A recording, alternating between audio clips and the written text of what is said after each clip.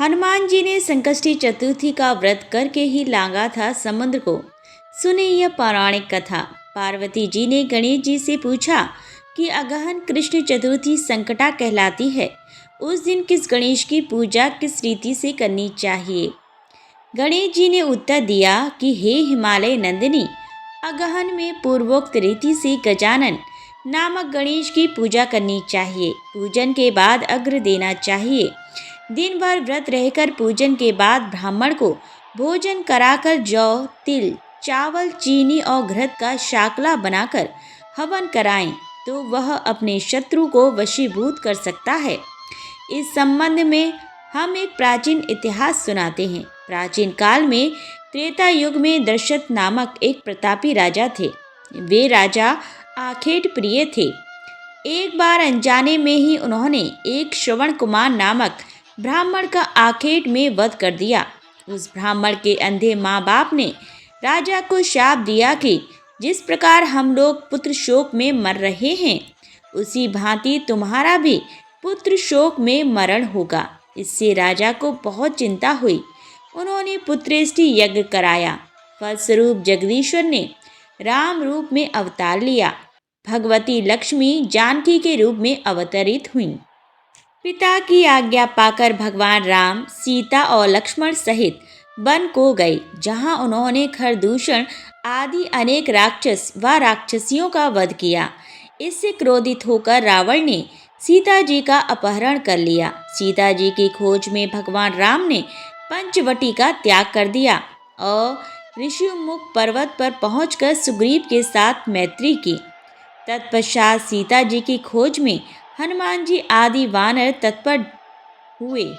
ढूंढते ढूंढते वानरों ने गिद्धराज संपाति को देखा। इन वानरों को देखकर संपाति ने पूछा कि कौन हो? इस वन में कैसे आए हो? तुम्हें किसने भेजा है? यहाँ पर तुम्हारा आना किस प्रकार हुआ है? संपाति की बात सुनकर वानरों ने उत्तर दिया कि भगवान विष्णु के अवतार दशरथ नंदन राम जी सीता और लक्ष्मण जी के साथ दंडक वन में आए हैं। वहां पर उनकी पत्नी सीता जी का अपहरण कर लिया गया है। हे मित्र, इस बात को हम लोग नहीं जानते कि सीता कहाँ है। उनकी बात सुनकर संपाति ने कहा कि तुम सब रामचंद्र के सेवक होने के नाते हमारे मित्र हो। जानकी जी का जिसने हरण किया है और वह जिस स्थान पर है वह मुझे मालूम है। सीता जी के लिए मेरा छोटा भाई जटायु अपने प्राण गंवा चुका है। यहाँ से थोड़ी ही दूर पर समुद्र है और समुद्र के उस पार राक्षस नगरी है। वहाँ अशोक के पेड़ के नीचे सीता जी बैठी हुई हैं। रावण द्वारा अपहृत सीता जी अभी भी मुझे दिखाई दे रही हैं। मैं आपसे सत्य कह रहा हूँ कि सभी वानरों में हनुमान जी अत्यंत पराक्रमशाली हैं, अतः उन्हें वहाँ जाना चाहिए। केवल हनुमान जी ही अपने पराक्रम से समुद्र लांघ सकते हैं, अन्य कोई भी इस कार्य में समर्थ नहीं है। संपाति की बात सुनकर हनुमान जी ने पूछा कि हे संपाति, इस विशाल समुद्र को मैं किस प्रकार पार कर सकता हूँ? जब हमारे सब वानर उस पार जाने में असमर्थ हैं, तो मैं ही अकेला कैसे पार जा सकता हूँ? हनुमान जी की बात सुनकर संपाति ने उत्तर दिया कि हे मित्र, आप संकट नाशक गणेश चतुर्थी का व्रत कीजिए। उस व्रत के प्रभाव से आप समुद्र को क्षण भर में पार कर लेंगे। संपाति के आदेश से संकट चतुर्थी के उत्तम व्रत को हनुमान जी ने किया। हे देवी, इसके प्रभाव से हनुमान जी क्षण भर में समुद्र को लांघ गए। इस लोक में इसके समान सुखदायक कोई दूसरा व्रत नहीं है।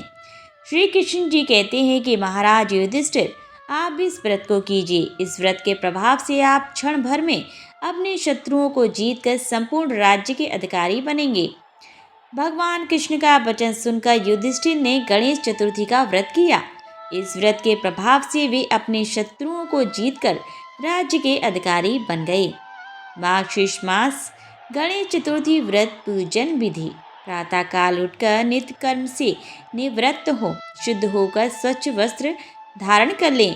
श्री गणेश जी का पूजन पंचोपचार विधि से करें। इसके बाद हाथ में जल तथा दूर्वा लेकर मन ही मन श्री गणेश का ध्यान करते हुए व्रत का संकल्प करें।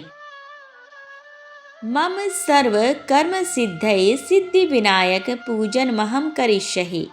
अब कलश में जल भरकर उसमें थोड़ा गंगा जल मिलाएं। कलश में दूर्वा, सिक्के, साबुत हल्दी रखें। उसके बाद लाल कपड़े से कलश का मुख बांध दें।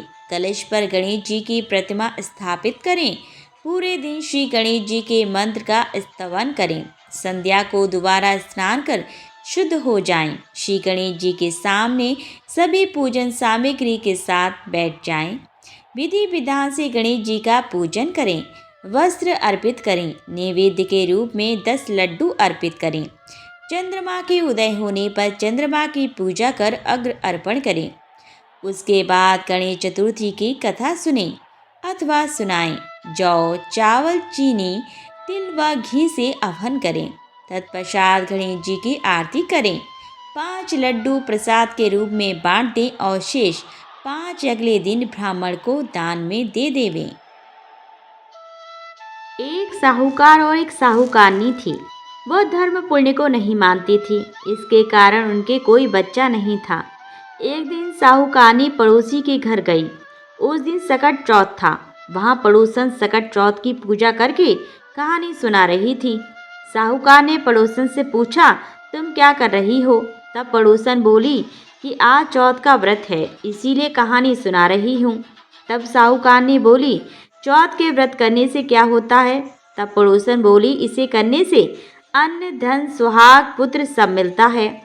तब साहूकारनी ने कहा, यदि मेरा गर्भ रह जाए तो मैं 1.25 सेर तिलकुट करूंगी और चौथ का व्रत करूंगी। श्री गणेश भगवान की कृपा से साहूकारनी के गर्भ रह गया तो वह बोली कि मेरे लड़का हो जाए तो मैं ढेर सारे तिलकुट करूंगी। कुछ दिन बाद उसके लड़का हो गया। तब वह बोली कि हे चौथ भगवान, मेरे बेटे का विवाह हो जाएगा तो 5.25 सेर का तिलकुट करूंगी। कुछ वर्षों बाद उसके बेटे का विवाह तय हो गया और उसका बेटा विवाह करने चला गया, लेकिन साहूकारनी ने तिलकुट नहीं किया। इस कारण से चौथ देव क्रोधित हो गई और उन्होंने फेरों से उसके बेटे को उठाकर पीपल के पेड़ पर बिठा दिया। सभी वर को खोजने लगे पर वो नहीं मिला। हताश होकर सारे लोग अपने अपने घर को लौट गए। इधर जिस लड़की ने साहूकारनी से लड़के का विवाह होने वाला था, वह अपनी सहेलियों के साथ गणगौर पूजन करने के लिए जंगल में दूब लेने गई। तभी रास्ते में पीपल के पेड़ से आवाज आई, ओ मेरी अर्धव्याही। यह बात सुनकर जब लड़की घर आई, उसके बाद वह धीरे धीरे सूख कर कांटा होने लगी। एक दिन लड़की की माँ ने कहा, मैं तुम्हें अच्छा खिलाती हूँ, अच्छा पहनाती हूँ, फिर भी तू सूखती जा रही है, ऐसा क्यों? तब लड़की अपनी माँ से बोली कि वह जब भी दूब लेने जंगल जाती है तो पीपल के पेड़ से एक आदमी बोलता है कि ओ मेरी अर्धव्याही। उसने मेहंदी लगा रखी है और सेहरा भी बांध रखा है। तब उसकी माँ ने पीपल के पेड़ के पास जाकर देखा, यह तो उसका जमाई ही था। तब उसकी माँ ने जमाई से कहा, यहाँ क्यों बैठे हैं? मेरी बेटी तो अर्धव्याही कर दी और अब क्या लोगे? साहूकारनी का बेटा बोला, मेरी माँ ने चौथ का तिलकुट बोला था लेकिन नहीं किया, इसलिए चौथ माता ने नाराज होकर यहाँ बैठा दिया। यह सुनकर उस लड़की की माँ साहूकारनी के घर गई और उससे पूछा कि तुमने सकट चौथ का कुछ बोला है क्या? तब साहूकारनी बोली, तिलकुट बोला था। उसके बाद साहूकारनी बोली, मेरा बेटा घर आ जाएगा तो 2.5 मन का तिलकुट करूंगी। इससे श्री गणेश भगवान प्रसन्न हो गए और उसके बेटे को फेरों में लाकर बैठा दिया। बेटे का विवाह धूमधाम से हो गया। जब साहूकारनी के बेटा व बहू घर आए गए, तब साहूकारनी ने 2.5 मन तिलकुट किया और बोली, हे चौथ देव, आपके आशीर्वाद से मेरा बेटा बहू घर आए हैं, जिससे मैं हमेशा तिलकुट करके व्रत करूंगी। इसके बाद सारे नगरवासियों ने तिलकुट के साथ संकष्टी व्रत करना प्रारंभ कर दिया। हे संकष्टी चौथ जिस तरह साहूकारनी को बेटे बहू से मिलवाया, वैसे ही हम सबको मिलवाना, इस कथा को कहने सुनने वालों का भला करना। बोलो संकष्टी चौथ सकट चौथ की जय। जय श्री गणेश देव की जय। कहते हैं कि सतयुग में राजा हरिश्चंद्र के राज्य में एक कुम्हार था।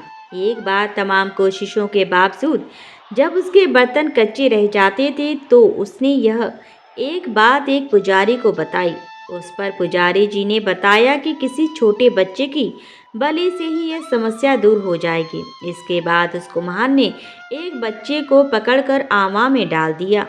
वह सकट चौथ का दिन था। काफी खोजने के बाद भी जब उसकी माँ को उसका बेटा नहीं मिला तो उसने गणेश जी के समक्ष सच्चे मन से प्रार्थना की। उधर जब कुम्हार ने सुबह उठकर देखा तो आमा में उसके बर्तन तो पक गए लेकिन बच्चा भी सुरक्षित था। इस घटना के बाद कुम्हार डर गया और राजा के समक्ष पहुंच पूरी कहानी बताई। इसके पश्चात राजा ने बच्चे और उसकी माँ को बुलवाया तो माँ ने संकटों को दूर करने वाले सकट चौथ की महिमा का वर्णन किया। तभी से महिलाएं अपनी संतान और परिवार के सौभाग्य और लंबी आयु के लिए व्रत को करने लगीं। एक बुढ़िया माई थी। मिट्टी के गणेश जी की पूजा किया करती थी। रोज बनाए रोज गल जाए। एक सेठ का मकान बन रहा था। वो बोली, पत्थर का गणेश बना दो। मिस्त्री बोले, जितने हम तेरा पत्थर का गणेश गढ़ेंगे उतने में हमारी दीवार न चिन लेंगे। बुढ़िया बोली, राम करे तुम्हारी दीवार टेढ़ी हो जाए। अब उनकी दीवार टेढ़ी हो गई। वो चिने और ढा देवें, चिने और ढा देवें। इस तरह करती करती शाम हो गई। शाम को सेठ आया। उसने कहा, आज कुछ भी नहीं किया। वो कहने लगे, एक बुढ़िया आई थी। वो कह रही थी, मेरा पत्थर का गणेश गढ़ दो। हमने नहीं गढ़ा तो उसने कहा, तुम्हारी दीवार टेढ़ी हो जाए। तब से दीवार सीधी नहीं बन रही है। बनाते हैं और ढा देते हैं। सेठ ने बुढ़िया बुलवाई। सेठ ने कहा, हम तेरा सोने का गणेश गढ़ देंगे, हमारी दीवार सीधी कर दो। सेठ ने बुढ़िया को सोने का गणेश गढ़ा दिया। सेठ की दीवार सीधी हो गई। जैसे सेठ की दीवार सीधी की वैसी सबकी करना। गणाधिप संकष्टी चतुर्थी 2023 पूजा मुहूर्त। गणेश जी की पूजा का मुहूर्त सुबह 6:55 से सुबह 8:13 तक है। शाम का मुहूर्त शाम 4:05 से रात 7:05 तक है। संकष्टी चतुर्थी के दिन चंद्रमा की पूजा का भी महत्व है। चतुर्थी की पूजा और व्रत चंद्रमा को अर्घ्य देने के बाद ही सफल होता है। 30 नवंबर को रात 7:54 पर चंद्र उदय होगा। इसके बाद आप चंद्रमा की पूजा कर सकते हैं।